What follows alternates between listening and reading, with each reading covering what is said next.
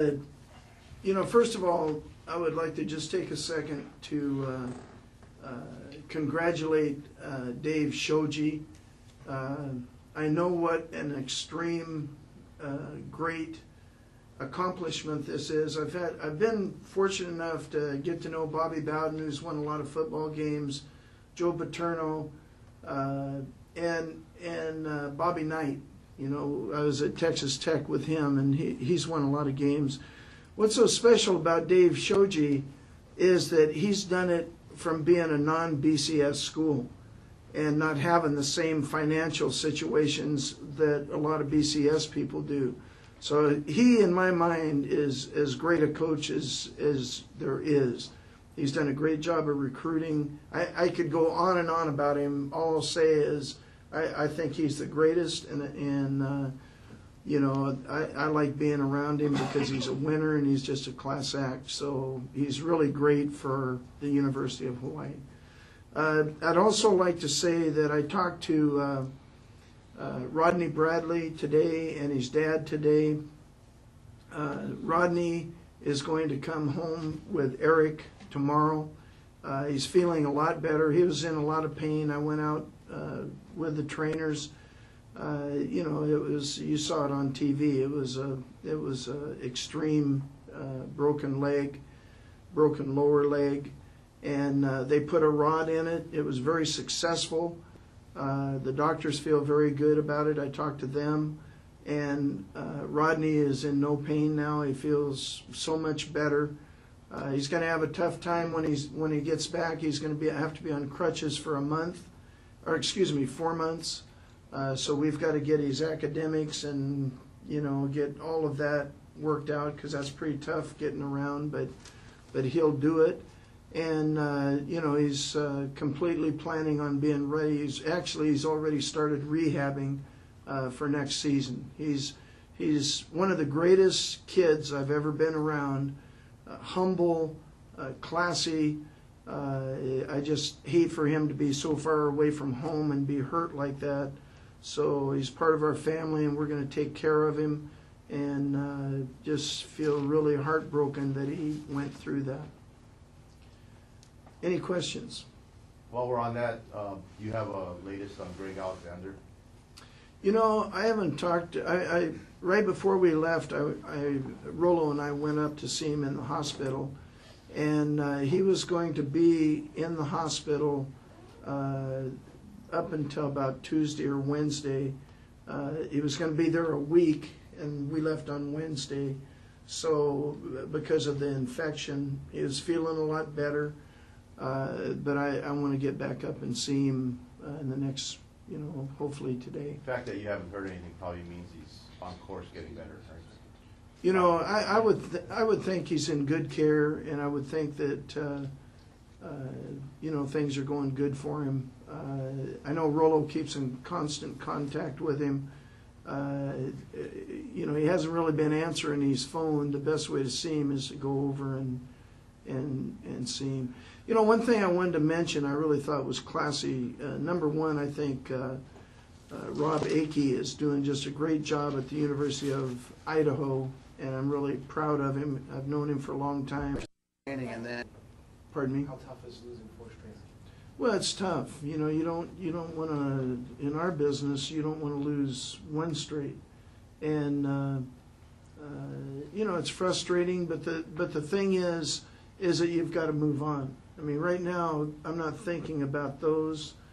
We've corrected the negatives on that. There were a lot of positives. The players' effort was very good throughout the game. We just have to, as a team, we have some problems that we've got to solve. We've got to finish on offense. We had 2 drop balls in the end zone.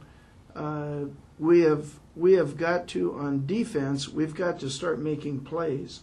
And we started off really well. It was like any other defense that, I've pretty much been around. We're an attacking, swarming, gang-tackling team that makes big plays with emotion. But we're not that right now, and not several of those. We're not attacking. We are swarming. We are gang tackling, but it's down the field. It's 4 or 5 yards down the field, and we've got to do a better job of coaching. We've got to do a better job of carrying out what we need to do. But we've got to start making plays, and not being afraid to go make a play and take a chance. And you're in position. Go make the play. I mean, we had 7 turnovers against Washington State. That's the kind of thing I'm talking about. We haven't had many turnovers. The other thing is third down. We were 8 for 10 on third down. That's something I really pride myself. If every team, I can't remember a team. Our goal is 37% on our goal board, and I can't remember a team that's been less than that. A year ago, we were 32%. The Sugar Bowl year, we were 28%, which is like 3rd or 4th in the country. So we've always really played third down excellent, and we're not. And those two factors, not getting turnovers and not playing third down well, not playing third down well doesn't get the offense back on the field. And those are 2 ways that you can get the offense back on the football field. The other thing is, we had some penalties on our special teams. We kicked the ball out of bounds twice, which in my mind is the worst penalty in football, because they get it on the 40-yard line, and there is no excuse for that. And there are some things that we have to get more consistent with there. So, our focus, and I told you last week, I'm going to focus on the positives, build on the positives, and the negatives we've got to improve on.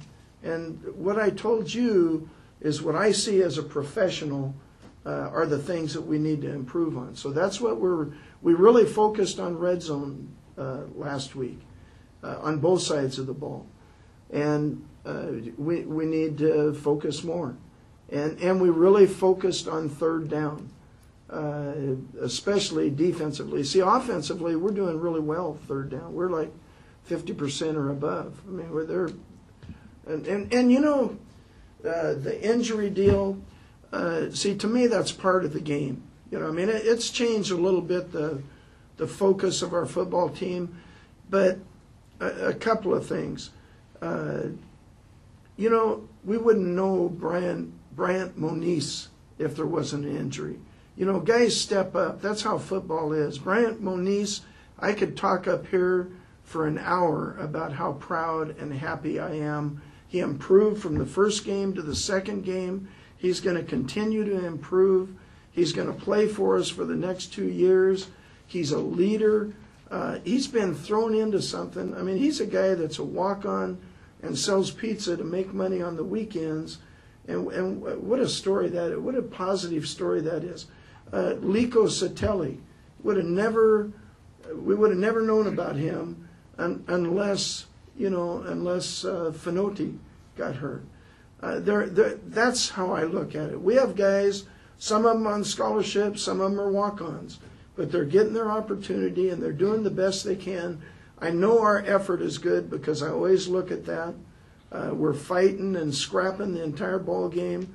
We're not always doing things exactly like I'd like, but we as coaches need to help them get to that. We are a little young, but at this point of the year, we have got to get those minuses to a minimum. When you talk about those minuses, are those mental things, or those things that reps in practice can get these guys to improve at? Is it more of a physical thing? What is it? What it is exactly. I can give you a great example. I gave you guys the example yesterday. We have a safety that was our MVP of the ball game, and he played a great ball game.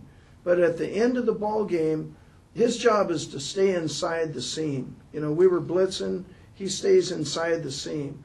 but he thought they were going to throw an out, and he just wanted, in his heart, he wanted to do something good. So he was going to make the play on that out. Well, it wasn't an out, but his heart, he wanted to make a play to help us, and they scored a touchdown. So that's what happens. Guys just don't screw up because they're stupid we rep it and rep it. They know what they're doing. They think they can make a play, so they don't stay in this gap. They see the ball over there, so they think, well, I'm going to go help in that gap. And it's too soon because the guy comes back in his gap. So it comes from the heart. Nobody goes out there and tries to mess up. And we coach enough, and quite honestly, defensively, we've really kept it simple. Because we are so new, next year we'll be able to open it up more because all those guys plus more, all these injured guys, red shirt guys, they're all going to be back. And we need to do a sound job of coaching right now. But that's what happens, especially when you're behind. When you're ahead, it's easier to keep your discipline. Defense is completely being disciplined and then going and helping your buddy and run and make a play. But we have to do a better job of coaching that. Coach, is the struggle on defense more frustrating for you because in your 2 stints as defensive coordinator, you control the conference defensively and your system works? Is that added frustration that it's not working right now? It is a little frustrating, but there's been times when this has happened, but we got it corrected right away. This is the 7th game, and we're still working at it. But, sometimes you have different players, and they get their chance. And like Vaughn wasn't there this weekend, so, our 2 freshmen played a lot, Haku and Hano, Haku Korea and Jordan Hano, and they're freshmen. And, the thing is, it's I know in my heart that guys don't make mistakes. They don't just go out there and play their own game. I know our players. I love our players. They're great human beings and kids and players. They just try to make a play because we're saying you got to make plays, relax, make plays. But they're not doing it at the right point in time. They're guessing a little bit. We've got to be more disciplined. What about your maturity as a head coach? You have many years as a coordinator. You knew exactly the responsibility that you had to have during that time. This is your 2nd year as a head coach. All of the responsibility, as you have mentioned, as you have been quoted, comes down to you. Right. But on the sideline, there are all kinds of give and take and communications going back and forth about players going into the game, situational football. What kind of play are we going to call next on offense? What about the defensive set? The play calling. To your experience, has that caused you trouble this year because of the newness, maybe of the coaching staff? That there are a lot of things that you must decide on the sideline on every single play, on every single facet of the game now that you're a head coach as compared to when you were just a coordinator. Well, I think this. I think, number one, I was a smaller level head coach for 6 years, 4 at the small college level. So I've been through it before, and quite honestly, it was even more difficult because you didn't have as many assistants, and you had to make more of those decisions. Matter of fact, 1 year I called offense and defense. The other thing is I believe in having, I have a great coaching staff, and we have all of this figured out before we go onto the field. Now, as far as making decisions at game time, I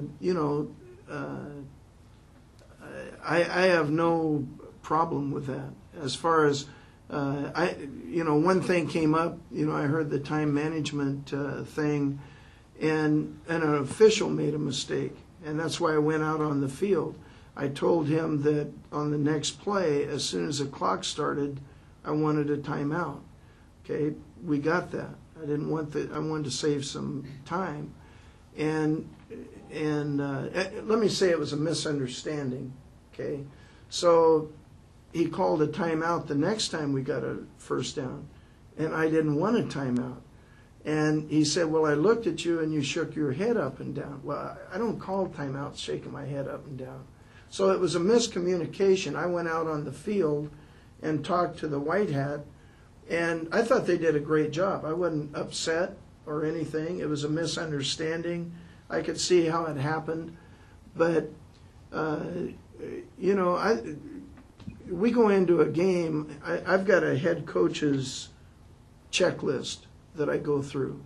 And, you know, I'm, you know, people can say what they want to say, but I feel very comfortable on the sideline.